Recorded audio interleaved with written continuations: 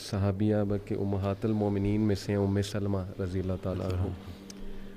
ابھی ریسنٹلی میں سیرہ کی کلاس میں ان کا ذکر آیا ام سلمہ کا، جب ہجرت کا ٹاپک آیا.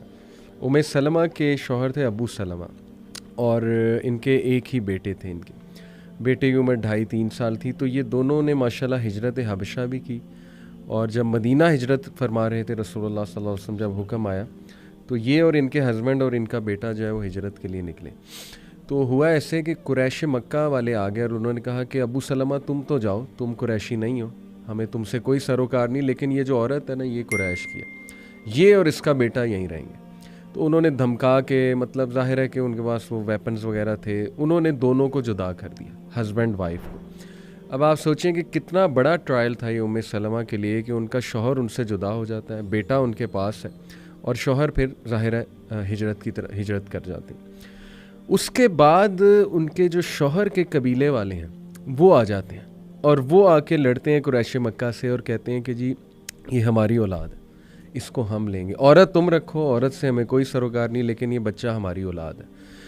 اور لڑائی ہوتی ہے یہاں تک کہ ایک طرف سے وہ کھینچ رہے ہوتے ہیں، ایک طرف سے قریش مکہ بچے کو کھینچ رہے ہوتے ہیں، اور بچے کا نا آرم ڈسلوکیٹ ہو جاتا ہے. تو وہ چیخ اٹھتی ہیں درد سے ام سلمہ، اور کہتی ہیں کہ خدا کے لیے بس تم لے جاؤ اس کو، لیکن اس بچے کو چھوڑ دو. یعنی ماں کا دل آپ کو پتہ ہے کیسے تڑپ اٹھتی ہیں. اور روایات میں آتا ہے وسیم بھائی کہ بچہ وہ لے جاتے ہیں، 6 ماہ ام سلمہ وادیوں میں جا جا کے روتی ہیں. 6 months یہ پورا پیریڈ بتایا کہ ڈیلی رات کو جا کے ان وادیوں میں روتی ہیں جا کے. یعنی آپ دیکھیں کس اینگوش اور کس پین میں وہ مدر ہوگی کہ شوہر بھی، لیکن ہوپ تھا، اللہ سبحانہ و تعالیٰ کے لیے کر رہی تھی نا، اور انہیں پتا تھا کہ اللہ کی طرف سے ٹیسٹ ہے، اور میری نیت تھی، میرے شوہر کی نیت تھی، ہم نے رسول اللہ صلی اللہ علیہ وسلم کے پاس جانا ہے، ہجرت کرنی. That kept her alive, mashallah. That kept her moving on daily, getting up with the motivation and hope. Although بندہ روتا ہے بہت، جیسے میں نے کہا 6 ماہ وہ روتی رہیں. پھر ہوا یہ کہ ان کے جو لوگ تھے انہیں ان پہ ترس آیا کہ یہ بہت روتی ہیں، 6 ماہ روتی رہی ظاہر ہے. تو انہوں نے پھر ریکویسٹ کی اور صلح صفائی کرا کے ان کا بچہ ان کو واپس لوٹا دی، اور پھر انہیں اجازت بھی دے دی گئی کہ جی آپ جائیں ہجرت کر جائیں. اور وہ ہجرت کر کے گئی ہیں. اور وسیم بھائی ہمیں یہ پتہ ہے کہ ان کے شوہر کی ڈیتھ پھر ہو جاتی ہے ابو سلمہ کی، اور ان کی دعا بڑی مشہور ہے ام سلمہ کی. جب ان کے شوہر کی ڈیتھ ہوتی ہے تو یہ کہتی ہیں انا للہ و انا الیہ راجعون، اللہم اجرنی فی مصیبتی واخلف لی خیرا منہا. کہ اللہ، ایک تو انا للہ و انا الیہ راجعون کا تو ظاہر ہے میننگ ہمیں پتہ ہے، اور اللہ اس سے بہتر اب چیز مجھے جو ہے عطا کر، یہ جو میرا لاس ہو گیا.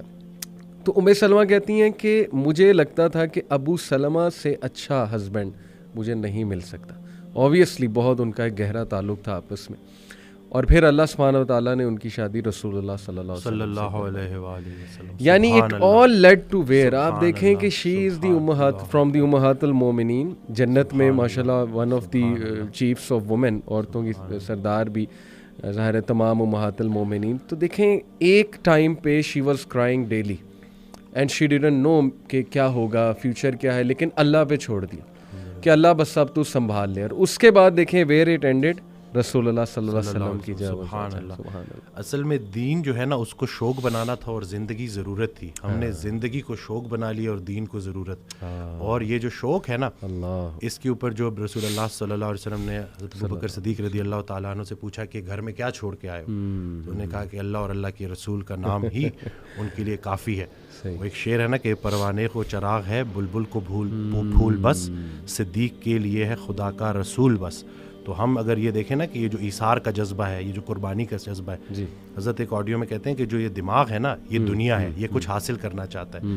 دل جو ہے نا وہ دین ہے، یہ کچھ دینا چاہتا ہے. جب تک آپ کا دل آپ کے دماغ پہ حاوی ہے، جب تک آپ کے اندر ایثار کا جذبہ ہے، دینے کا جذبہ ہے، آپ کے اوپر پریشانیاں حاوی نہیں ہو سکتی. ہم جو ہے نا یہ بس اللہ سے مانگتے رہتے ہیں، مطلب یعنی کہ اللہ سے اس لیے پکار رہے ہیں کہ بھئی ہماری دنیاوی یہ جو پرابلمز ہیں. بلکہ حضرت کو ایک جملہ تو اسے میں مطلب بالکل نا میرے رونگٹے کھڑے کر دیے، اور کہتے ہیں حالات ایسے ہو گئے ہیں کہ آج اگر انسان سے پوچھا جائے کہ اللہ اور پیسے میں سے کسی ایک کو چنو تو انسان پیسے کو چنے گا. اس حد تک یہ خطرناک ہو گئی ہے بات کہ یہ پورا کا پورا ایک مطلب نعوذ باللہ ایک معبود بن گیا. یہ جو پیسے کی محبت بالکل ایسی بالکل. تو یہ باقی جو اللہ والے ہیں وہ ہر طرح کے خوف سے اور ہر طرح کے غم سے گزار کے ہر طرح کے خوف اور غم سے آزاد کر دیے جاتے ہیں. تو لیکن وہ پروسیس ہے, اس سے گزرنا ہے. ایسا ہو نہیں سکتا کہ اللہ تعالیٰ آپ کو بغیر پروسیس کے گزارے آپ کو کوئی اچھا مقام دے دے. کیا بات, یعنی کہ جو اچھے وقت کا انتظار کر رہا ہے اس پہ اچھا وقت ضرور آئے گا. اور یہ جو آپ نے بات کی نا وسیم بھائی, یہ تو قرآن کی آیت بھی ہے الحمدللہ, الا ان اولیاء اللہ لا خوف علیہم ولا ہم یحزنون, کہ بے شک اللہ کے جو ولی ہیں, اولیاء ہیں, ان پہ نہ کوئی خوف ہے نہ کوئی غم ہے. تو اولیاء کون ہے یہ بھی اللہ نے ایک اور آیت میں ایکسپلین کیا ہے کہ بے شک اللہ کے ولی تو وہی ہیں جو ایمان لاتے ہیں اور تقوی اختیار کرتے ہیں اللہ سبحانہ تعالیٰ کا. یعنی they respect Allah so much, they are in awe of Allah سبحانہ تعالیٰ سو مچ کہ وہ سوال ہی نہیں پیدا ہوتا اللہ کے بارے میں نیگیٹو سوچے, کیونکہ اللہ رب العالمین کی ذات جو ہے ہی از الحکیم, دا موسٹ وائز, اور سب سے زیادہ جسٹ. الیس اللہ بأحکم الحاکمین, کیا اللہ سب سے زیادہ جسٹس کرنے والا نہیں ہے, بہترین حاکم نہیں ہے؟ تو دے نو, وہی آپ کی والی بات کہ یقین ہے, شک نہیں ہے رب کی ذات میں.